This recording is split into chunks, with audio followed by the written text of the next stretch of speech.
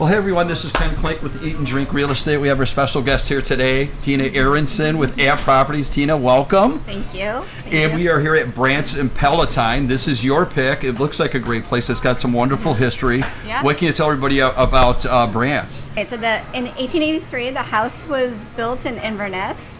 It was the village hall. The building originally a farmhouse until the 20th, and then when a bootlegger named Roger Toohey turned the building into an illegal brewery. An illegal brewery. Are they Yeah. still making beer here today? They're just bringing it in, like the I good think old they're days? just bringing it in. El Capone was one of their customers. Outstanding. Yeah. That ties us into Chicago, and I think that ties Palatine into Chicago.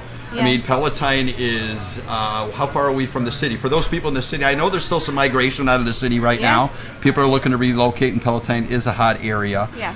How far are we from, say, like Lincoln Park or Lakeview?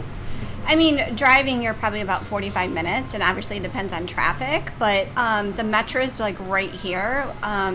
It's easy. This is a great place for somebody who's looking to transition from the city to out here.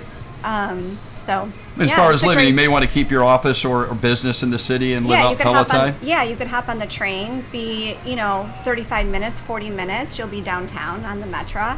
Okay. It's great for people who are looking for a little bit more space. This community caters to everyone. So it's like great for families, singles, because there's a great downtown area, and like a retiree, there's some great communities for retirees, some great like condo buildings that pretty much is easy, self-sufficient, heated garages, elevator buildings. So this community really caters to everyone. Okay. So if we're looking at buying a property in Palatine, what's kind of the process flow that people go through? I mean, how long does it take to, how much inventory is out there right now? What's the market like? I know that it's different in every community. Yeah. What's happening out in this place right now? Are we going to be able to find a home? The inventory is a little tight right now, I'll be honest. Right now, if you were to list your home, you're looking at pretty much like your average list to get an offer is pretty much like 9 days at this point. 9 days, okay. There's not a lot to pick from, so if you're a seller, you're in a great, you have a great opportunity to be able to get pretty much what you want without having to really do a whole lot to your home. Because they're willing to make concessions for they don't care about like the paint or is it fully updated. It's great if you have that, you'll get a little bit more money for it, but for the most part, inventory is at an all-time shortage right now. So if I'm in Palatine, I'm looking to sell, what am I going to experience? If you're looking to sell, make sure you have a place to go. That's all I have to say, because your house will sell super fast. If you're looking to buy, you need to have a little bit of patience right at this moment, and be prepared to come in, over ask in your pricing. Okay. So, yeah. So Tina, tell us a little bit more about yourself. How long have you been practicing real estate, and what do you love about real estate? I've been in real estate for a little over 5 years now. Okay. I love to be able to, I love both sides of it. I love the seller side of it. I love to negotiate. I love being able to look at homes. I love being in the home, and basically directing like buyers on trying to figure out what their perfect home is. On the list side, I go in with a buyer's eyes, so I can pretty much tell them, where to move things, how to make things, like you don't have to go in and paint your whole house and do all these renovations. You can go in and just, let's declutter some things. Let's set up some, put a flower pot here, or, move some furniture around and make it like a little bit more showy looking, that kind of thing. So I pretty much set everybody up for success. Well, I think that's very important. I think a lot of people are looking at, they know that there's so little inventory out there. We see properties being listed as is, where normally, people would be open to negotiating certain things that might come up after an inspection.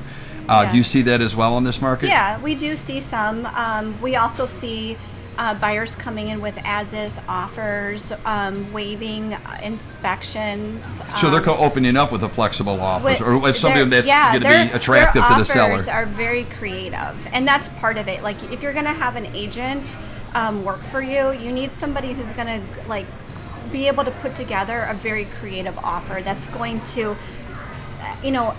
win you over. And when somebody gets 10 offers on the table and an agent is looking at these 10 offers, what do they want? What are they looking for? And sometimes it's not always about price. Sometimes they don't want to deal with an inspection. Sometimes they don't want to deal with, negotiating on things, these minor things, or they don't know what's going to happen on the back end. Is the home going to appraise out? So if you put an offer in with an appraisal waiver, that's like a big deal. Right. I would say that. So for you to put a number on it, what would you say are like the top 5 things that a great offer today is really going to attract the interest of a seller and is going to win that transaction? So you want to be competitive with your number. So you want to be, ask or above ask. Obviously, it depends on the condition.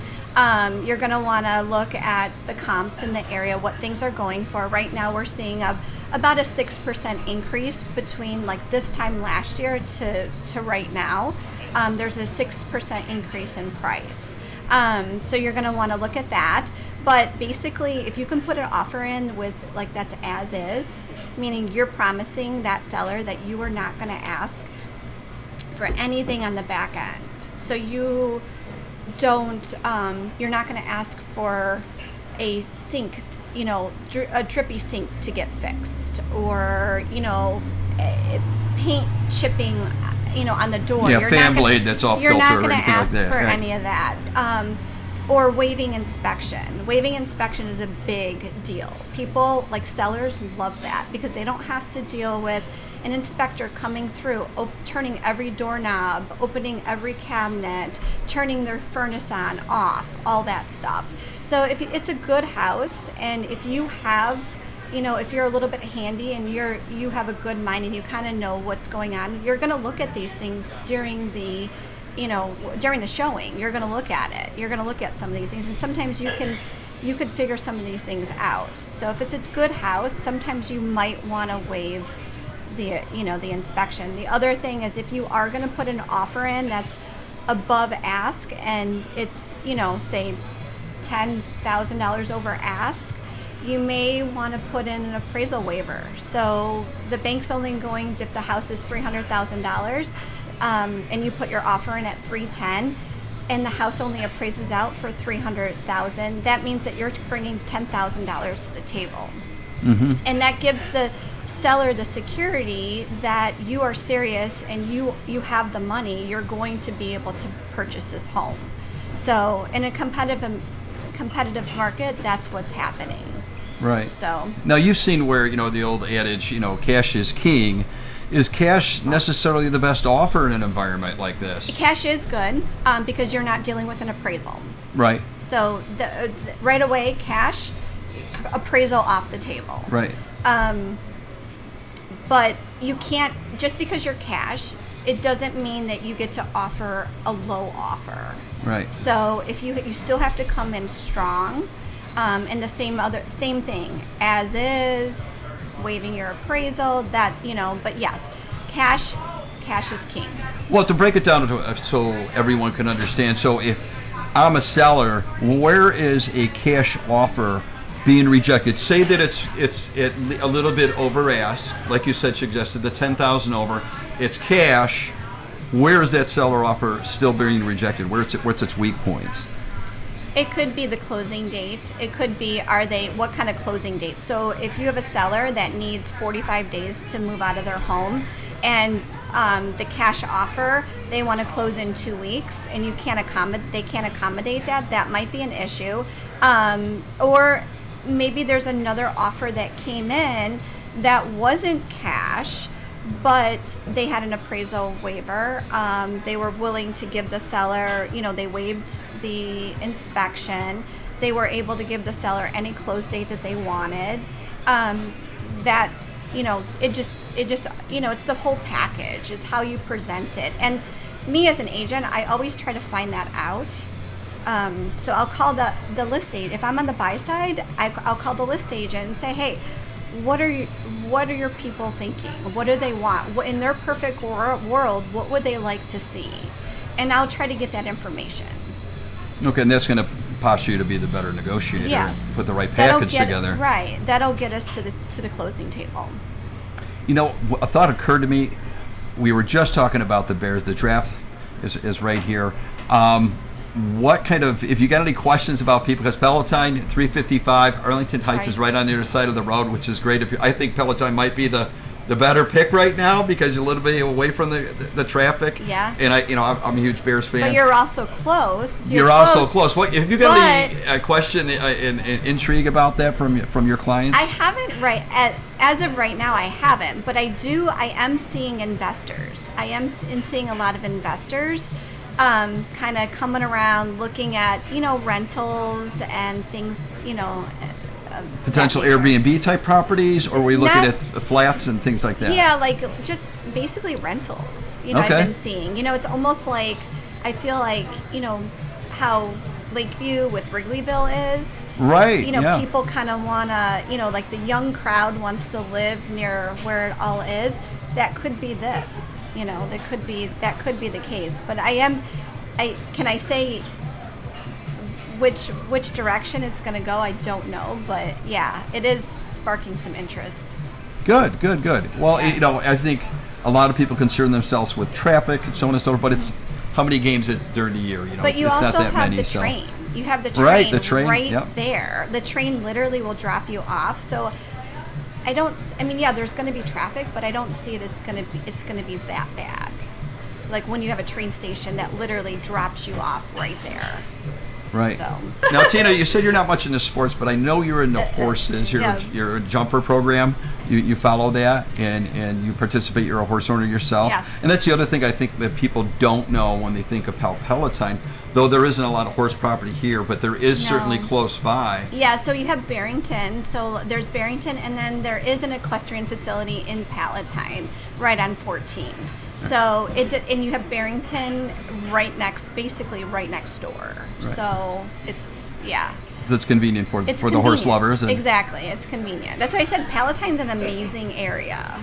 It is. Now, Tina, you know the importance of having all the team members that make up a real estate transaction. Obviously, we have title. We have, of course, the real estate broker. Yeah. What about the real estate attorney? How important is the real estate attorney to be involved in the transactions? Coming. I just saw one of our favorite attorneys in the whole wide world. Yeah. Thank you. Yeah. No, the attorney is a big part of it. And it's very important to get somebody who is real estate based. Absolutely. Yeah. You don't want Uncle Joe who does divorces and litigation and all this other stuff. You want somebody that knows real estate. And that's their focus. Well, we see a lot of the good, the bad, and the ugly at the closing table all the time. Yeah. And trust me, the attorneys, they're attorneys. And some of them are exceptional at the area law they focus on. Some can be a wonderful litigator. Yeah. But we don't want to be arguing about, the light switch and the ceiling fan when we're trying to buy a $500,000 property. Right. But, there's a lot of different people, and I think a good real estate broker knows you need a great real estate attorney to get involved in the transaction. And that's the thing. I'm like a one-stop shop. So I have everybody that you could ever want or need in a real estate transaction. So I only work with the best. Like I have lenders, the best of the best lenders that I work with, and the attorneys, and then of course citywide. The title companies is also a big deal, who can, when you're at the closing table, who can get it done, basically. Right. And have it done before you got there. Exactly. Hopefully. No, and I've always had an amazing experience with citywide, so. Well, thank you. That's a compliment. Yeah. Hey, look who's there. Is that Attorney Steph Garces? Come on down, Steph. As you're, like, This is a neighborhood bar. As you're being entered into at the attorney's Just came from a closing. Edit this out and edit. For everybody watching outside and at home or listening in, can you explain the homestead exemption and how it works in Cook County and maybe some of the surrounding counties as well? Yeah, absolutely. So the homestead exemption is only for people that live in their home full time. So not like seasonally, they live there all year, and they get a discount essentially on their taxes. I'm pretty sure in Cook County it's been renewing every year, so as long as you apply once. But if you haven't applied, you're leaving money on the table. So that's one of the exemptions typically in Cook. DuPage and Kane and Will, they all have their own versions of that. Theirs isn't actually an actual amount as it is in Cook County. There's like a whole calculation behind theirs, but it's still the same thing. You want to apply if you've lived there full time. Right, and that homestead exemption should be executed at the time of closing? You know, it actually is on the first of the year of when you've lived there. So if you close in December of the previous year, once you've lived there January 1st of a given year, you qualify for that year. So many times you're stuck having to wait a year and a half-ish, depending on when you close, then you can apply. Yeah. So it doesn't actually apply the moment you close, but it's still good to have it on your radar. So people should wonder if they say, have I actually filed the homestead exemption paperwork? And you'll get and if I haven't, yes, a dollar sign should go off in their head, right? Right. Yeah, pretty much. I mean, well, Cook County does send a little card. Well, they used to. Yeah. They still do. But they'll send a little card, and it looks like junk mail. So it's very easy to dismiss. Now, would that be different than the tax bill they sent? Yes. Is that one more noticeable? Oh, that yeah. That one's like that one's got glaring letters on it. That one says 3 letters too. And that's in neon writing. Yeah, that one is a do not miss. This one has 2 for 1 special on it. It's like junk mail. I know, it really does. I'm not saying that. So the exemption we that love you get Cook County. is like a little card that is easily looks like garbage. Yes. But the tax bill is like, pay me now. Yeah, absolutely. And actually, there's a way for you to decipher which is which, because one of them is like, the exemption itself is like about 1 page. And it says in there like exemption at the top or whatever. You can also do this online. So if you don't have it by mail or you lost it, you can get it online. And it's so simple. Yeah, it's literally it is. like a check mark. That's all it is. But people miss it all the time, and it drives me nuts because I'll go through and I'll look at their taxes, and I'm like, oh my gosh, I feel so sorry for them, because I'm like, you haven't been getting this discount for all this time because somebody didn't tell you or you missed it or whatever, but I'm telling you now, so now you can get it. You can get a refund. You can get a refund. So it's, you need somebody that's going to look out for you. Yeah. No, that's great knowledge. I think I'm certain your clients certainly appreciated that. Yeah. It's nice to get some surprise cash now and then. Right. Yeah, and also it for people that are over 65, just the age over 65, get a senior exemption just by virtue of their age. Also has to be their primary home. So there's other exemptions that kind of like the homestead exemption where people don't, or homeowners exemption, people don't actually apply because they don't know better. So there's actually counties out there, not Cook, but I know Will County, for example, you can actually go with the county and they'll show you how to apply in person, and they'll do it for you. So there's a lot of resources out there for people that are senior citizens. Right. That's good to know. I mean, if you're approaching 65, you can get ahead of it. Right. If you found out, wait, I'm 65, I haven't done that exemption, you should go out and do that immediately. I mean, because it drops the bill. Like there's ones that are like $1,000 less. I know there's been some confusion on that as well. There's retired and then there's age 65. Do you have to be retired to qualify for the exemption? Or do you the sheer fact that you're 65? Correct. Senior, and then there's the senior freeze as well, and that's basically income based. Yep. It's 65 plus income based, which some of our folks that have limited income do qualify for that as well. So they can get all 3, the trifecta, the 3 exemptions. The triple pop? Yeah, I like pretty that. much. Right. I'm a hockey fan, so that would be a hat trick. But it's also something to look out for when you're on the buy side as well. So if you're a young family and you're in your 30s and you're purchasing a home from somebody who has a senior exemption or a senior freeze, those taxes are going to be significantly less than what this new family is going to be paying. Right, so that the initial tax bill will be this, and that's going to elevate. Yeah, exactly. Yes. So when they're used to, when they see that, the taxes were $6,000, but they didn't realize, they're like, when but that's not what their taxes are going to be because they don't qualify for all those exemptions. So maybe their taxes are going to be like $8,000. Yes. So that's considerable. That Yes. cuts into the budget, you know. I think actually that's a great point. I've actually known people over, like previous to me getting into this industry and practice the law, there was people that I've known that like the deal falls apart basically because they were misinformed about that, and no one ever educates them. It takes 30 seconds to explain that, and so Right. if people don't know, especially buyers, they are certainly in a bad spot because Right. they essentially fall in love with this house that they can no longer afford, and that's Right. not good. Right. I think that's a great point. I know as a real estate broker, you're to prepare a net sheet, an estimate of the costs associated with the transaction, and part of that is the taxes. When we look at the taxes, you of course are pulling up the tax as issued or stated from the website, the tax Yes. assessor website, and not the individual. But I think what happens is that the seller's agent, when listing the property and entering that information in the MLS, while they're interviewing and talking to their seller, is getting the information that they're sharing with them, Right. and that's I think where that confusion gap occurs. Yeah. They're just taking Yeah. it from their, well, this is what I'm paying, and they're Right. 67 years Well, old, and they get this yeah. discounted Yeah. rate. And it is- Put it in, No, Yeah. absolutely, that's a great point. right? And it is public information. So Sure. it is sometimes it's listed on the multiple listing service. So they're supposed to be entering in, if they are getting a senior discount or a senior freeze, whatever it may be, they're supposed to be entering that in. So, but sometimes it doesn't always, they don't always do it. So I always try to go and research it for them to make sure they know what they're going to be paying. So, And actually, one of the things that came to mind with the net sheet, one of the things that I've seen a lot of sellers kind of underestimate, especially when if your agent knows what city they're in, if there's village requirements. These village requirements have become really stringent, some of which actually cost the seller money outside of what's in the net sheet. So if it's for example, like the village of Broadview, we had a client that did not know that they had to pay for the inspection and you have to fix things, so there it goes for $500-$600. So those are things that if an agent knows the village and does the work, they can put that into the figures as well. Right. So depending on what city you sell in, that might be a factor, or maybe not. right. Palatine is not one of them, but other Well, Steph, cities you're are. an attorney that you live in Palatine, right? Yes. An office in Palatine. Yes. Now, every community is different, and you mentioned we just had a conversation about the homestead exemption, and you want to be on top of that. If I'm selling in Palatine, how does the money flow? What about the stamps, inspections? Who's responsible for what in Palatine?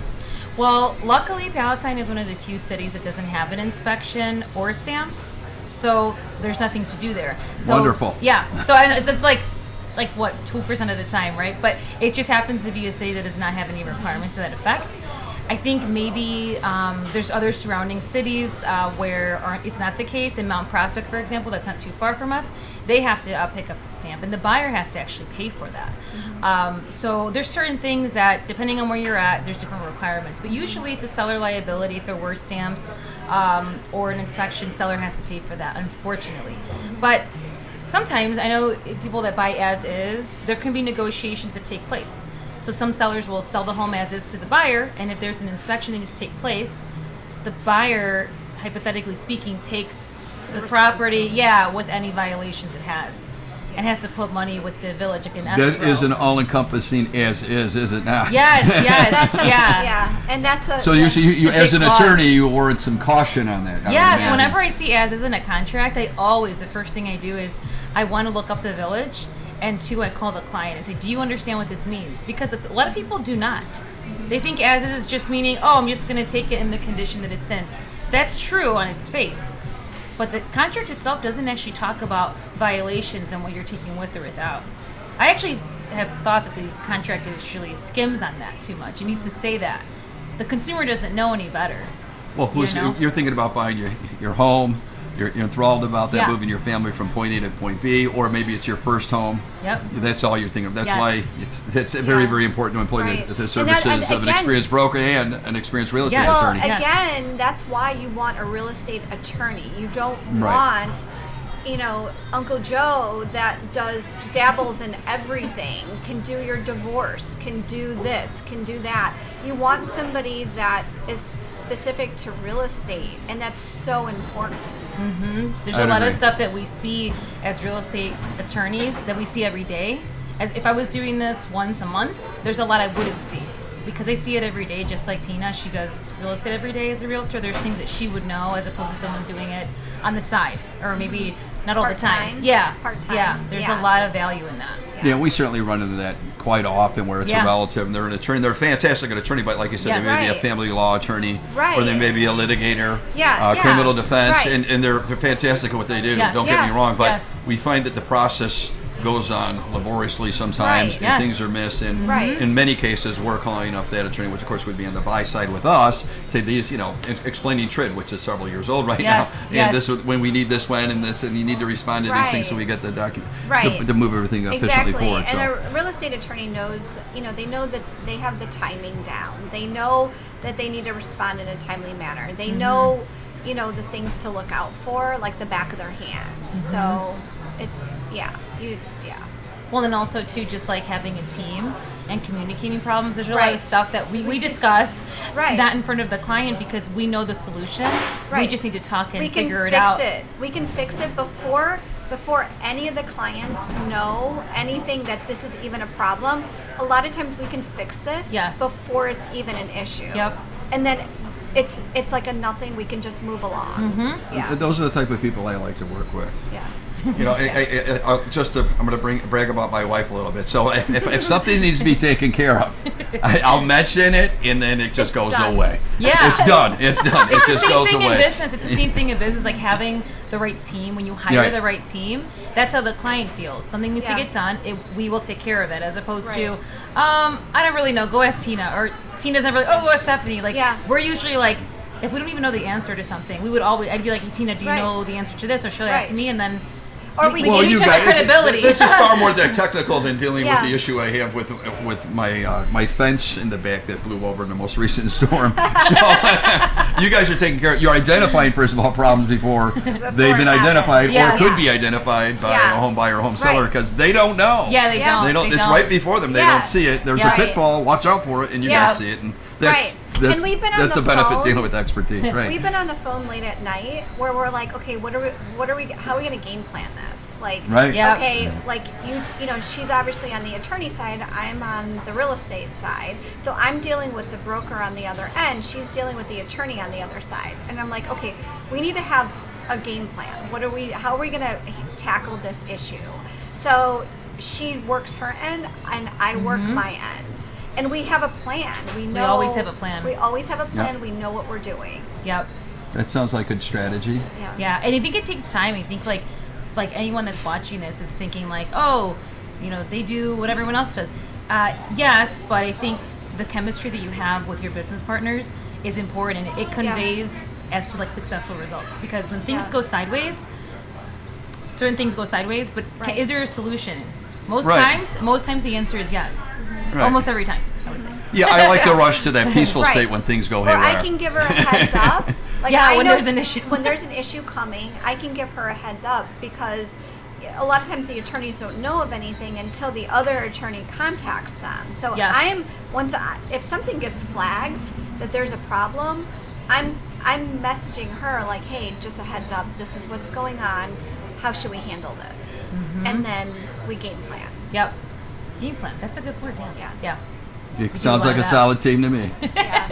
And with the lenders too. We do that with the lenders. We've been on conference calls with the lenders. That's really important, actually. We do a lot of that. It's been like me, the broker, Stephanie, the attorney, and then the lender. And we're like, okay, how can we fix this problem? Or how can we make this work? Or how do we get this to close? How do we get this to sooner? Close? Well, when you're representing the seller and you have obviously a buyer involved in this transaction, you don't know what lender you're using, because it's not a relationship you're connected to or know of, and can say, I've worked with these people before, they're very proficient. I think you have to be proactive. And you may see things and like, this file looks like it's not going to close. Absolutely. On the timeline when they say it's going to, is this really going to happen? And you have to get reach across the table and talk to the buyer, Right. and you're talking to the other agent. Is this loan solid? Because Right. there's some indicators here that say this is not going to close. This doesn't look good. I know. Certainly Yeah. not in 45 days Right. or Yes. if ever. Right, and that's the other thing. Like, you know, you need to, like, I have a checklist and the timing, and so if something's not happening at a certain time, I'm calling somebody. Either it's the lender, the attorney, the agent, whoever it is. Like, I'm there figuring it out. And why hasn't this happened at this date?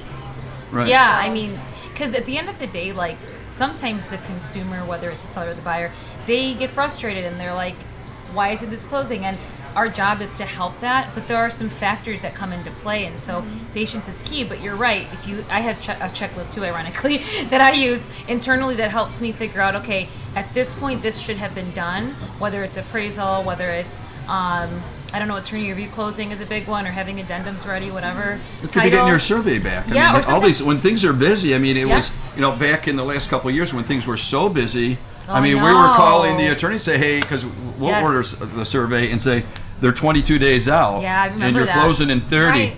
We need to order now. Okay, Right. let's get this thing going. Right. We got a deal. Let's Everything order needs this. to be ordered, Yeah. right? Like, right and that's away. the thing. I'm on the phone. If I'm on even if I'm on the list side, I'm contacting the other side, the buyer's lender, Yeah. and making sure they are doing everything that they're supposed to be doing. So, have they ordered the appraisal? Is everything being done on their side? So I'm checking in with that lender, making sure, because the last thing that I want is the deal to either the close date to get Push back. Push right. back. Oh, it's the worst. Everybody's got to change, man. Yeah. Or or the if something deal falls through. Yeah. deal falls through because somebody's not doing their part. Right. So, or there's an issue that I don't know about. I think, and you've seen deals die on the table. Oh, all the time. It all could It's be like- prevented.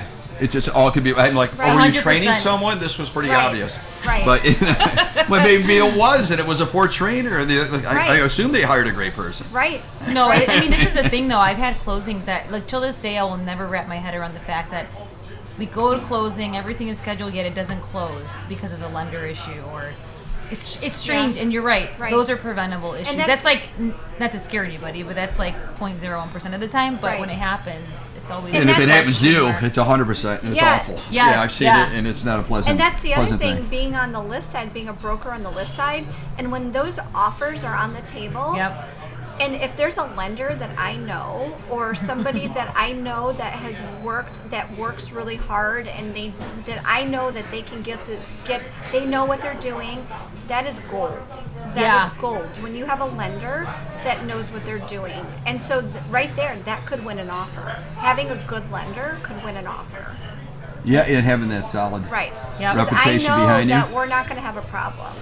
Yeah, that's a good point. I mean, I think Yeah. Tina's really good at that. She'll actually explain that to me sometimes, and I forget how many offers. Like the last couple clients we've had, there's all been multiple offers, and it's one of those things where, like, that I think is invaluable. Those are things that, like, if your agent has good relationships, good rapport, network, she will know people on the contract. It's Yeah. it's very likely that she Yeah. Yeah, would. it's a big difference between looking Yeah. and knowing. Yes, yes. Like, Like you see on papers and Right. yeah, in different. in the real estate world, we're a community. So we're Yeah. our Absolutely, own yeah. community. We know everybody. We know who's good, who's not good, who can get a deal done, who can't get a deal done. So, Who's on your blacklist? well, Everybody has one.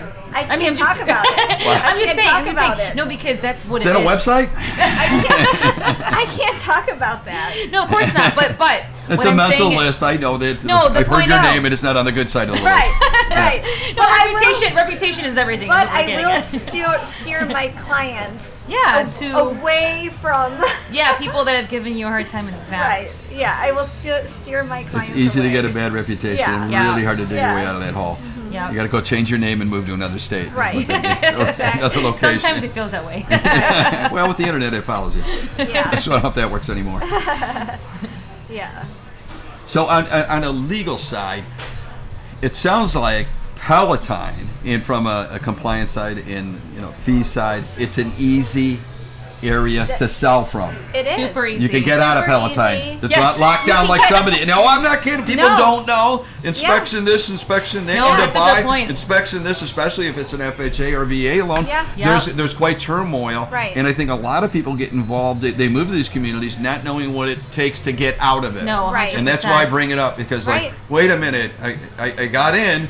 Yeah, getting out's gonna be a little bit different. You're gonna need Right. extra money, extra time. You're gonna have to time everything perfectly. Yeah. So yeah, it could be challenging. And that's why I'm like, I think Palatine is such an amazing area for somebody from the city who wants a little bit more space, wants a yard, a little bit more room, but still there's a great downtown area. They have the train station, and they're not paying all these extra fees and taxes and whatnot. Yeah, So, and the schools are really great here, and so people move out here for the schools, and you're close to the city. Like I think now that there's some traffic on 90 because of the The Bears are moving. What's your opinion on that? Yeah. Oh, Yeah. that's a whole other thing. yeah, Yeah. what's your opinion? He asked me, what's your opinion? You know what? I think it'll be. I'm not good optimistic person. Are you a Bears fan? That's number one. I am a Bears fan. Okay, but I do think it's gonna, all go. I think it'll be good, but I also think it brings bad. Not in the sense of like it's a bad thing to do. It's just because the economic decisions that are going to have to be made to create this and sustain it, I think that'll be hard in the communities. Because keep in mind, like I'm not even talking about myself. I'm talking about people that have been here forever. Right. And maybe they're on a fixed income, and maybe they're, They sound like Green Bay fans. yeah. I'm just gonna put that out there. I They think sound like that'll- all this I think negative that- stuff. It's all from them. Yeah, I think there's some Right. challenges that they'll have to face, but I definitely don't think it's a bad idea because, progression is progression. Things are going to happen, whether we like it or not. But I do think it'll change, like, the amount of people that come out here, which could be good for business. But I do think there's a lot of economic decisions that'll be challenged to the surrounding cities, especially Arlington Heights, because they have to. But they've been challenging a little bit. There's a little bit of, commotion Right. with that. I think they're thinking it through and vetting, Yeah, they some are bad vetting it. decisions that may occur. I mean, I think their biggest concern is traffic and housing. Of course, Of course. Let's But- build some more hotels. Let's make them bigger. We can only go up. Exactly. We're out of land. And like you mentioned earlier, you're getting interest from investors, both in Investors. Yes. looking at Airbnbs and other Uh-huh. properties they can rent Yeah. and I make know. profit. I've Yeah. joked that's around. wonderful. Well, I joked around. I told Tina this the other day. I'm like, maybe that's what I'll do. I'll just Airbnb my home because I'm walking distance to the stadium. I want to introduce you to Tina here. She'll handle your real estate needs. Honestly, that's how close we would be. But it's exciting. But I think it'll be interesting to see what happens. Yeah. Now, is there You going to know? be any community discount for people that live within, like, say, 3 miles of the park? I think there should be. I'm just going to put that out there. The McCaskey family. Yeah, I don't It know. Small might be for discount, a something. limited time. Right, come and see us. We're the Bears. Maybe you heard of us. It's going to be a good yeah. time. Yeah. What are your thoughts on this? Yeah, what are I'm yours? all for it. Yeah. Yeah. I mean, don't get me wrong. I love Chicago and I love the Bears, but for me, I'm in the suburbs now. I don't live downtown anymore. I live out here, so for me, Yeah. it's easy. Very easy. He wants to just some people may hate me pull for right that. up, go to a Bears game. Yeah, I think it'll be interesting too to think. I That people could come pull to the right up where it suburbs. is now, anyhow. Yeah. So it's not a big deal. I'm not Have you- walking there. Did you go to Arlington Park before? All the Did you time. go I to- loved it. Yeah. Yes. It's yeah. huge. I mean, and we got it's a- Kentucky Derby right around the corner. Well, we've held events there. We have several hundred Yeah, people there. yeah. It's just Yeah. awesome. It's a great Yeah. venue. Like the I'll venue miss it. I itself miss it is- already. Is great. So, yeah. the- yeah. It was very sad. The Million, Yeah. the Kentucky Derby. Yeah. It's fantastic. My daughter's now down in Bowling Green, so I've got Oh, opportunity to go nice. see the race down there this year. We'll see if Oh, that that's happens great. or not. We don't know. It's a very busy time for us, as you know. Yeah. So, but we'll see. It's we'll cool. See. Go see the grandkids. Yeah, it'll be interesting to see what happens. I literally, of all the things that I thought would happen out here, that's not one of them. No, I didn't You think. know? I never saw it coming. But 100, Yeah. what's 175 or 170 plus acres of land, Yeah. and There's so much you can do land. a lot. You can build like a half a Disney World there. Or Oh, something, sure. right? Yeah. It goes all the way back even to 53. Yeah, I love like, it. Right, right Out next with the to it. horses, in with the bears. Yeah. I think that's what we're looking at here. I know. Well, I want to thank you both for coming on the show today, guys. Yeah. It was No, so much fun. thanks for having us. Thank you. Thanks for having us. Yeah, Yeah. it's great.